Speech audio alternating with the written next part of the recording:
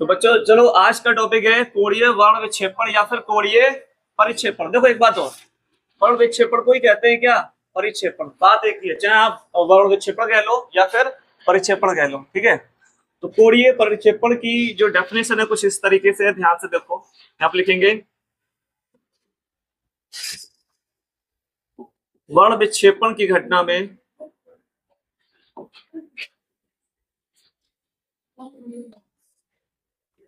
ध्यान से सुनना, वर्ण विक्षेपण की घटना में किन्हीं दो निर्गत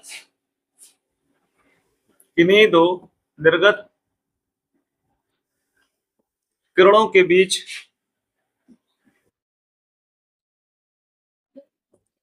बने कोण को कोणीय परिक्षेपण कहते हैं। इससे थीटा से लिखते हैं, मतलब थीटा से व्यक्त करते हैं, ऐसे भी लिख सकते हैं इसको।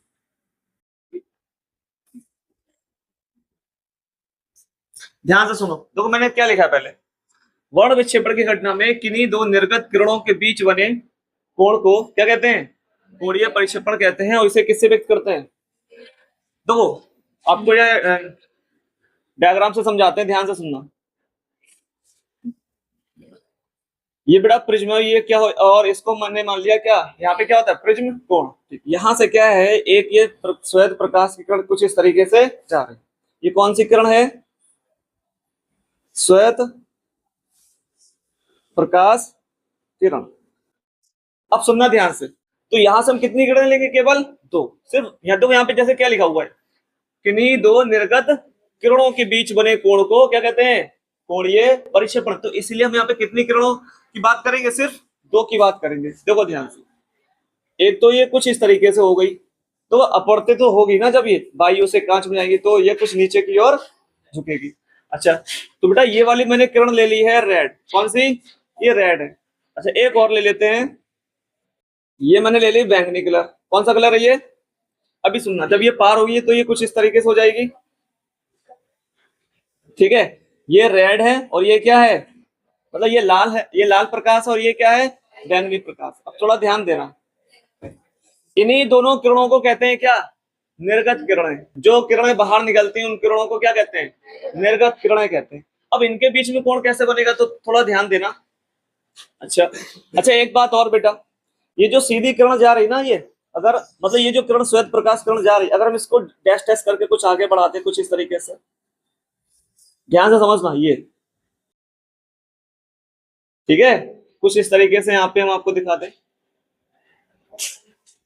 एक बात और कर लेते हैं आप लोगों से, ये आभासी किरण और ये लाल प्रकाश, और ये जो लाल किरण है, इसके बीच में जो कोण बनता है इसको कहते हैं विचलन कोण। क्या कहते हैं, और ये कौन सा विचलन कोण है, लाल प्रकाश के लिए, लाल प्रकाश के लिए विचलन कोण। इसी तरीके से बैंगनी प्रकाश के लिए विचलन कोण ये वाला हो जाएगा, देखो ध्यान से, है ना। इसको किससे लिख सकते हैं यहाँ पे, डेल्टा बी से। अच्छा थोड़ा ध्यान देना, ये वाली किरण और ये वाली किरण को डैश डैश करके पीछे एक और बढ़ाएंगे, ये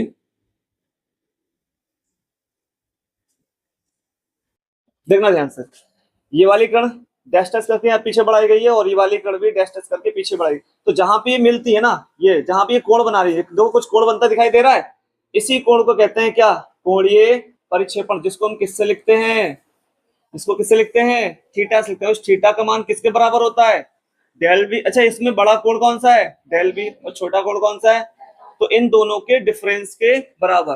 ध्यान से सुनना, थीटा की जो वैल्यू होती है वो लाल प्रकाश, दो बैंगनी प्रकाश का विचलन और लाल प्रकाश का विचलन, दोनों के अंतर के बराबर। जो बड़ा है उसको पहले रखेंगे, यानी कि कौन सा कोण बड़ा है, बैंगनी प्रकाश के लिए विचलन, सॉरी हाँ, बैंगनी प्रकाश के लिए विचलन कोण बड़ा है और लाल प्रकाश के लिए विचलन कोण छोटा है, तो इसको पहले रखेंगे। तो लिखने का तरीका क्या है, theta equal to del B minus, क्या इतनी बात समझ में आ गई। तो बेटा आपका ये फॉर्मूला निकल के आ गया, थीटा बराबर delta B minus delta R, ठीक है। अच्छा बात कर लेते हैं अपवर्तनांक के रूप में, ध्यान से सुनना, अपवर्तनांक के रूप में। आपने फॉर्मूला सुना होगा, ध्यान से सुनना, del M equal to N minus one into A. पढ़ा है नहीं पढ़ा? पढ़ा था ना। तो बात करते हैं कौन से प्रकाश के भी, बैंगनी प्रकाश की। तो हम यहाँ पे इसको क्या लिख सकते हैं, del B equal to N की जगह लिखेंगे एन बी, है ना, क्योंकि बैंगनी प्रकाश का अपवर्तनांक, minus one into A, and delta R को क्या लिख सकते हैं, N R minus one into A. अब इन दोनों की वैल्यू उठा के कहाँ लगाएंगे, इस थीटा वाले फॉर्मूले में, फ्रॉम वन, समीकरण एक से क्या लिखा है ये, थीटा। तो थीटा इक्वल टू बेटा आगे क्या लिखा है, डेल बी, और डेल बी का मान क्या है, देखो ये पूरा मान लगा देंगे, क्या है, N B minus one into A, फिर माइनस लगाए, डेल आर का मान देखो, N R minus one into A. अच्छा दोनों में कॉमन क्या है बेटा, दोनों में ए कॉमन है, तो ए तो बाहर ले लो, तो बचा क्या, एन बी माइनस वन, ये माइनस के अंदर मल्टीप्लाई, तो माइनस का N R minus minus plus one, bracket लगा दो, यहाँ पे क्या लिख देंगे, तो बेटा यहाँ पे देखो माइनस वन प्लस वन आपस में कैंसिल, तो थीटा इक्वल टू हमें यहाँ पे क्या मिल रहा है, N B minus N R into A. यानी कि थीटा मतलब कोणीय प्रक्षेपण का दो, इसके दो फॉर्मूले हैं, एक तो विचलन के रूप में और एक है अपवर्तनांक के रूप में। क्या बात समझ में आ गई, लिया? अब चीजों को जरा समझने की भी कोशिश कर लो। अभी आपने क्या पढ़ा था, अभी आपने बेटा क्या पढ़ा था, कोणीय प्रक्षेपण किससे लिखते थे, थीटा से, ठीक है। अभी सुनना ध्यान से, हेडिंग क्या है, परिक्षेपण क्षमता। क्या डेफिनेशन इसकी बेटा, कोणीय परिक्षेपण तथा मध्यवर्ती किरण। यहाँ पे मध्यवर्ती किरण के लिए कौन सा प्रकाश लिया गया है, हाँ, तो मध्यवर्ती किरण के लिए विचलन यानी कि डेल्टा वाई के अनुपात को कहते हैं क्या, परिक्षेपण क्षमता। किससे लिखते हैं, ओमेगा से लिखते हैं, किससे लिखते हैं, ओमेगा से लिखते हैं। तो इसका फॉर्मूला क्या बनेगा बताइए, omega is equal to theta upon del Y. क्या बात समझ पाए आप लोग? अच्छा इसके भी बेटा दो सूत्र और बनेंगे, एक तो बनेगा मतलब थीटा का मान लगा दीजिए, आप लोगों ने भी पढ़ा था, theta equal to del B minus, पढ़ा था, तो इसलिए ओमेगा इक्वल टू थीटा की जगह पे आप ये भी रख सकते हो, del B minus del R upon कितना, तो ओमेगा का ये जो फॉर्मूला बना है ना, ये बना, ये किसके रूप में है, ये है विचलन के रूप में। किसके रूप में है, विचलन के रूप में। अपवर्तनांक के रूप में भी लिख दो, यहाँ पे लिख सकते हैं अपवर्तनांक के रूप में, अपवर्तनांक के रूप में। तो बेटा बात जब अपवर्तनांक के रूप में करते हैं तो अपवर्तनांक के रूप में लिखेंगे कैसे, थीटा का फॉर्मूला पढ़ा था, क्योंकि थीटा इक्वल टू क्या पढ़ा था अभी आप लोगों ने, N B minus N R into A. अच्छा डेल्टा वाई का मान पता नहीं, कोई बात नहीं, तो डेल्टा वाई का भी फॉर्मूला बना लो। क्या बना सकते हैं, डेल्टा वाई इक्वल टू क्या हो सकता है, एन वाई माइनस वन, अरे ऐसे लिख सकते हैं नहीं।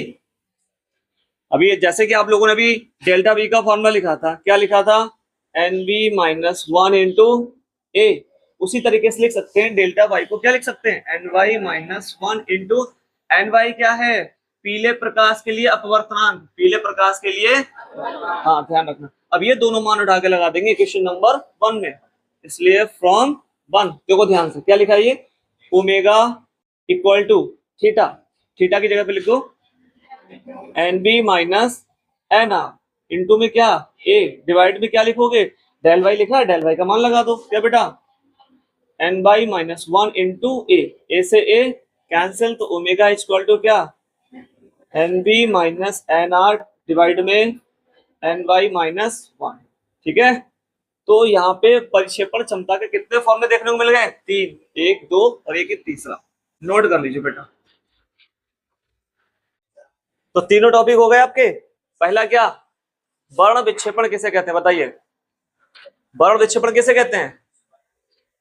अच्छा वर्ण विक्षेपण का दूसरा नाम परिक्षेपण किसे कहते हैं बताइए। ये प्रिज्म है, इस प्रिज्म में इधर से श्वेत प्रकाश के किरण डालेंगे तो इधर से कितने कलर निकलेंगे, 7 कलर निकलेंगे, मतलब 7 अलग अलग रंगों की किरणें निकलती है। तो इस घटना को कहते हैं क्या, परिक्षेपण। क्या कहते हैं, परिक्षेपण। उसके बाद बात करते हैं कोणीय परिक्षेपण। कोणीय परिक्षेपण को कैसे लिखेंगे, आप सिंपली भाषा में लिख सकते हो, देखो बैगनी प्रकाश के लिए विचलन और लाल प्रकाश के लिए विचलन के अंतर को, बैगनी प्रकाश के विचलन और लाल प्रकाश के विचलन के अंतर को कहते हैं क्या, कोणीय प्रक्षेपण। किससे लिखते हैं, थीटा से। तो लिखा तो था theta equal to del V minus, परिभाषा भूल जाओ तो अपने तरीके से लिख के आओ ना, कोणीय प्रक्षेपण को किससे लिखते हैं, थीटा से। थीटा इक्वल टू क्या, del V minus del R. Definition क्या लिख सकते हो, अरे देख के लिख दो कि बैगनी प्रकाश के विचलन और लाल प्रकाश के विचलन के अंतर को कहते हैं कोणीय प्रक्षेपण। किससे लिखते हैं, थीटा, थीटा से। तो theta equal to del V minus del R. इस थीटा का फॉर्मूला आप अपवर्तनांक के रूप में भी चेंज कर सकते हैं, ठीक है, समझाया था ना। क्या फॉर्मूला आया था, N B minus N R into A. तो चीजें क्लियर हो गई। एक चीज और बची क्या, परिक्षेपण क्षमता। सिंपल, आप केवल फॉर्मूला देखिए, क्या फॉर्मूला इसका। अच्छा, परिक्षेपण क्षमता को किससे लिखते हैं, ओमेगा से लिखते हैं। क्या फॉर्मूला है, theta equal to del Y. आप ये परिभाषा नहीं समझ पा रहे, याद नहीं हो पा रही, कोई बात नहीं, आप बस इस फॉर्मूले को देखो, ठीक है। तो थीटा, बस ये पता होना चाहिए ये दोनों हैं क्या। थीटा क्या है, कोणीय परिक्षेपण। तो आप देख सकते हैं कोणीय परिक्षेपण और पीले प्रकाश के विचलन के अनुपात को कहते हैं क्या, परिक्षेपण क्षमता, यानी कि ओमेगा। फिर से रिपीट करते हैं, कोणीय परिक्षेपण और पीले प्रकाश के विचलन के अनुपात को कहते हैं परिक्षेपण क्षमता, यानी कि ओमेगा। तो सूत्र बन गया, फॉर्मूला बन गया, omega equal to theta upon, और यही बात तो लिखी है यहाँ पे, कोणीय परिक्षेपण और पीले प्रकाश के विचलन डेल्टा वाई के अनुपात को कहते हैं, यही तो लिखा है। तो तीनों बातें हो गई। और इस ओमेगा के कितने सूत्र, दो और हैं, एक विचलन के रूप में और एक अपवर्तनांक के रूप में, ठीक है, क्लियर हो गया।